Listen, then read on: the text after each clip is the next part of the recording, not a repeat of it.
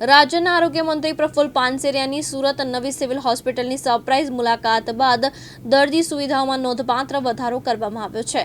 દર્દીઓને વધુ સારી અને ઝડપી આરોગ્ય સેવાઓ મળી રહે તે માટે હોસ્પિટલમાં નવી વ્હીલચેર અને આધુનિક સ્ટ્રેચરો ઉપલબ્ધ કરાવવામાં આવ્યા છે। સુરતની નવી સિવિલ હોસ્પિટલમાં દર્દીઓની સુવિધા અને આરામને પ્રાથમિકતા આપતા મહત્વપૂર્ણ પગલું ભરવામાં આવ્યું છે। રાજ્ય આરોગ્ય મંત્રી પ્રફુલ્લ પાનસેરિયાની સરપ્રાઇઝ વિઝિટ બાદ હોસ્પિટલમાં દર્દીઓની સુખાકારી માટે અને સુવિધાઓમાં વધારો કરવામાં આવ્યો છે। નવા સુપ્રિન્ટેન્ડન્ટ પારુલબેન વડગામા દ્વારા હોસ્પિટલ તંત્ર દ્વારા દર્દીઓ માટે 47 વ્હીલચેર ઉપલબ્ધ કરાવવામાં આવી છે। આ ઉપરાંત ઓક્સિજન સુવિધાથી સજ્જ આધુનિક સ્ટ્રેચર પણ હોસ્પિટલમાં મુકાવવામાં આવ્યા છે, જેથી ઇમરજન્સી પરિસ્થિતિમાં અથવા તો એમ્બ્યુલન્સ ઉપલબ્ધ ન હોય ત્યારે દર્દીઓને તાત્કાલિક ઓક્સિજન સાથે સુરક્ષિત રીતે ખસેડી શકાય।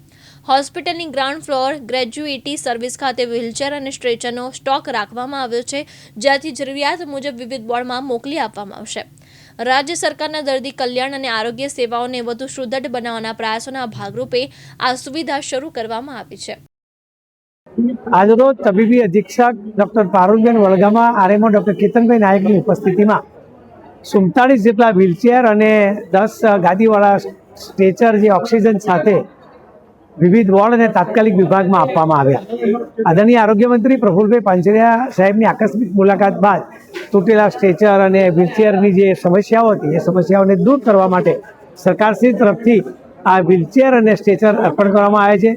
તાત્કાલિક સારવાર વિભાગ ખાતે ઘણી વખતે ઘણી ઇમરજન્સી આવતી હોય છે, ત્યારે કોઈને ઝડપથી સારવાર માટે વ્હીલચેર કે સ્ટ્રેચર બીજે શોધવા ના જવું પડે।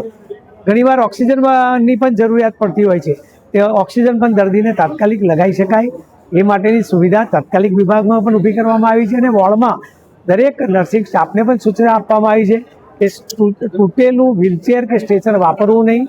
જેને જે જરૂરિયાત છે એ મુજબ વહીવટીતંત્ર સિવિલ હોસ્પિટલ કટિબદ્ધ છે, તેથી આવનાર દિવસોમાં દર્દીને વ્હીલચેર કે સ્ટ્રેચર વગર તકલીફ નહીં પડે અને સરળતાથી તાત્કાલિક વિભાગમાંથી ત્વરિત સારવાર માટે એ તાત્કાલિક વિભાગમાં લઈ જવામાં આવશે। મુકેશ ગુરવ, દિવ્યાંગ ન્યૂઝ, સુરત।